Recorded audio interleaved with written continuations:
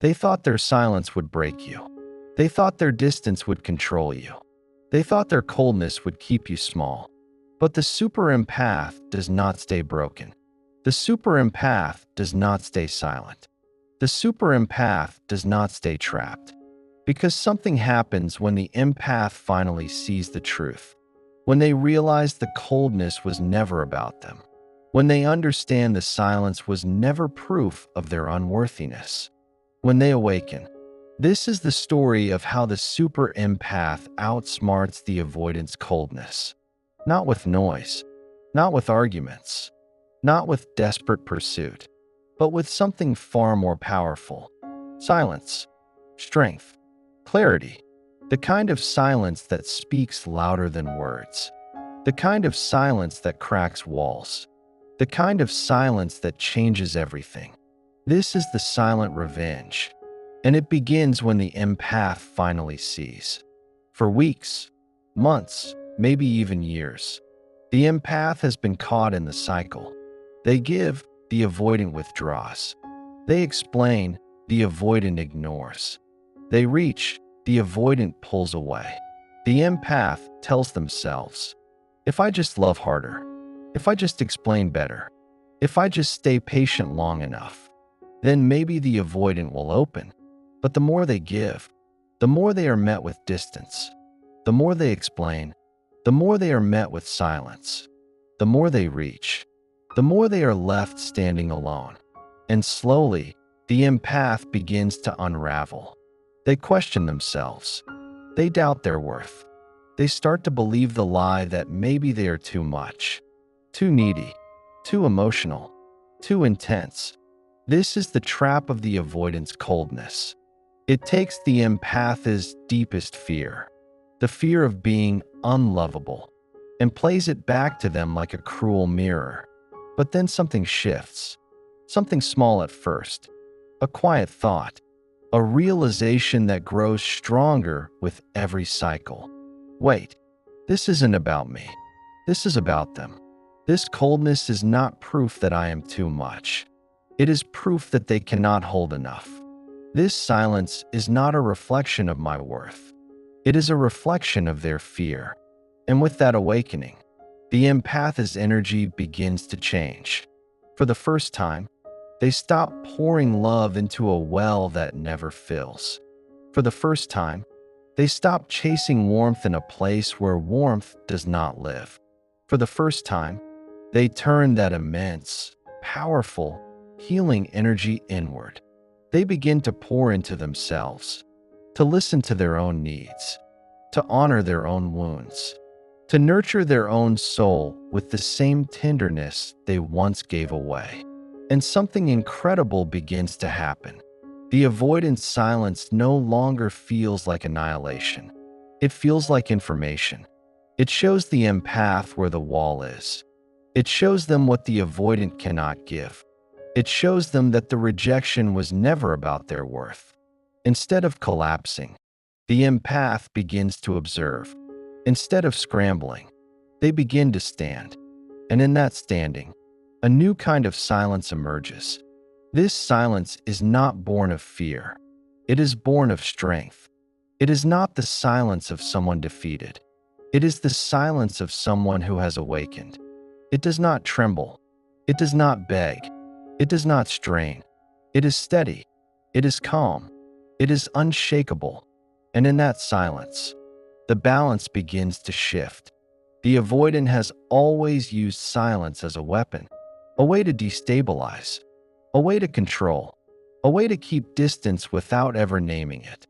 But when the empath finds their own silence, a silence rooted in dignity, in fullness, in choice, the avoidance weapon no longer works. Because silence is no longer their tool alone. It now belongs to the empath too. And the empath wields it differently. The avoidance silence says, I am hiding. The empath's silence says, I am whole. The avoidance silence says, I am in control. The empath's silence says, you no longer control me. And in that reversal, everything changes. The avoidant, who once believed their withdrawal kept them safe, suddenly feels the sting of isolation. The silence that once gave them power now leaves them empty. The distance that once felt like control now feels like loss. The empath, meanwhile, begins to expand. Their silence is not collapse. It is liberation. It is rediscovery. It is remembering who they were before they were consumed by the cycle. They pick up forgotten passions. They reconnect with neglected friends. They reignite dreams they had buried.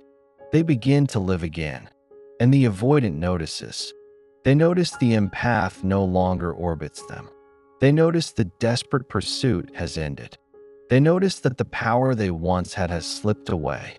For the avoidant, this is disarming, confusing, unsettling. For the empath, this is the beginning of freedom. The silent revenge is not about punishment. It is not about cruelty. It is not about playing the same game.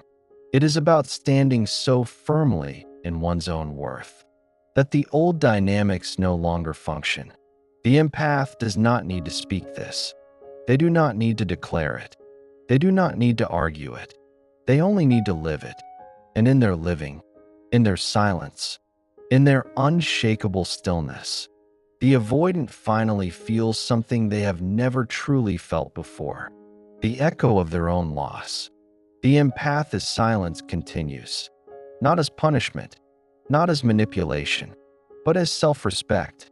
And the avoidant, who once thrived on being unreadable, now finds themselves studied instead of pursued.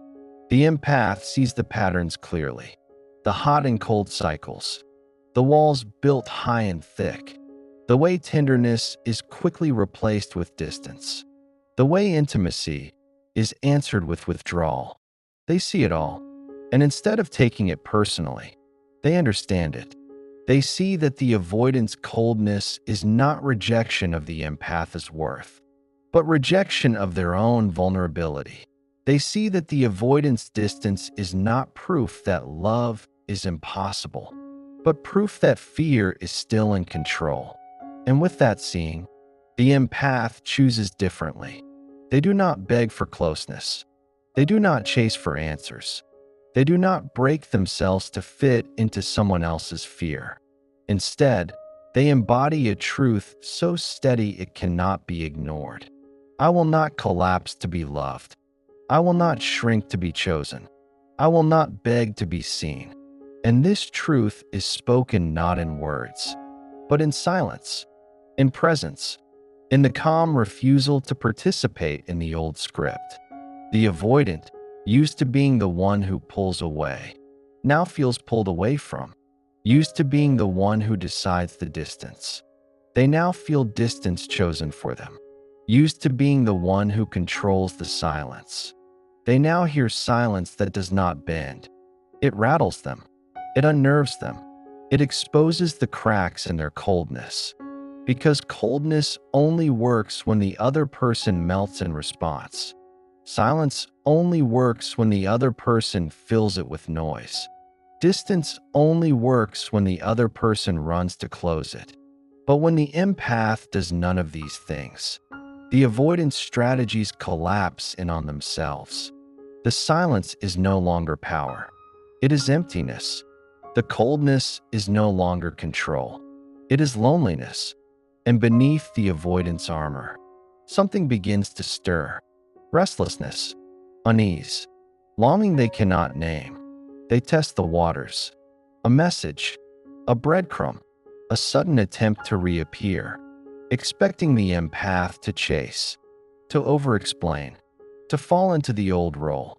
But the empath does not chase. They respond with balance, calm, measured, unshaken. And this, more than anger, more than begging, more than pursuit, is what cracks the avoidant open, because it shows them a mirror they cannot escape. It shows them what it feels like to stand in their own silence. It shows them the cost of their own coldness. It shows them the reality they have tried to outrun, that in pushing away, they are left with nothing to hold. And for the first time, The avoidant feels the silence differently, not as safety, but as loss. Meanwhile, the empath grows stronger. Every day, their energy returns. Every day, their wholeness expands. Every day, their life fills with color again. The passions they once abandoned are alive again. The connections they once neglected are thriving again. The self they once lost is fully awake again. And this is the quiet victory. Not revenge and cruelty, but revenge and flourishing. Not triumph in making the avoidant suffer, but triumph in no longer suffering at the avoidant's hands.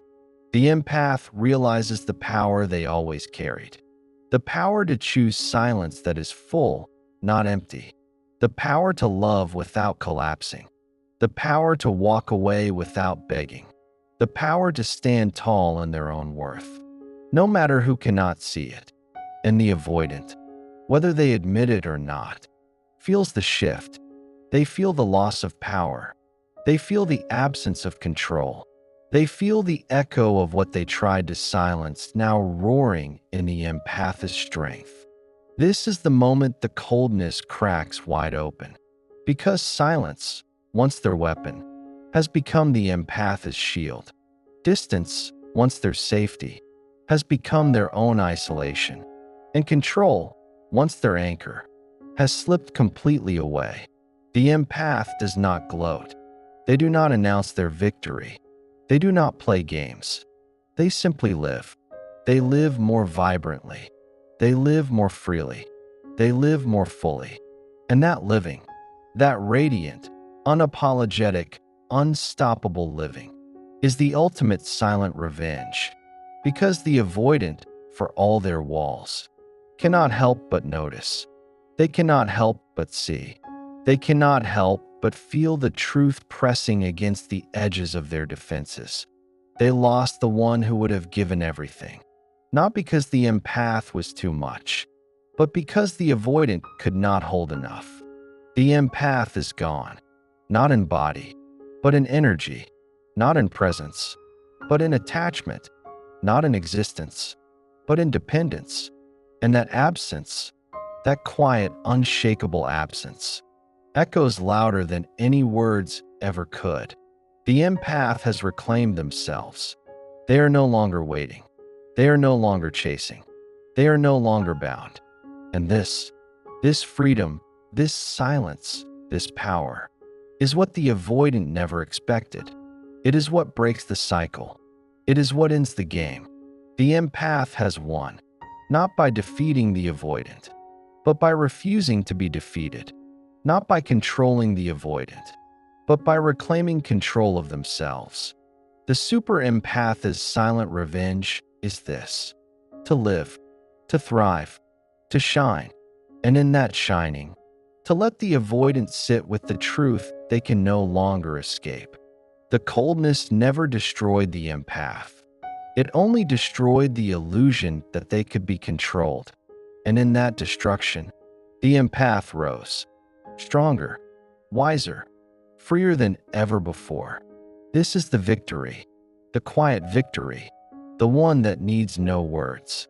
Because the silence itself says everything.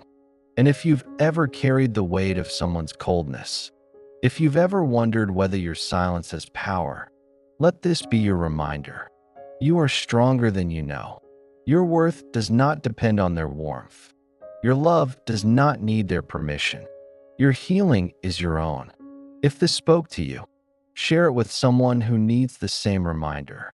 And if you want more reflections like this, subscribe, not just to the channel, but to your own growth, your own voice, your own strength. Because the journey of the empath is not to break under silence, but to rise in it. And that rise begins with you.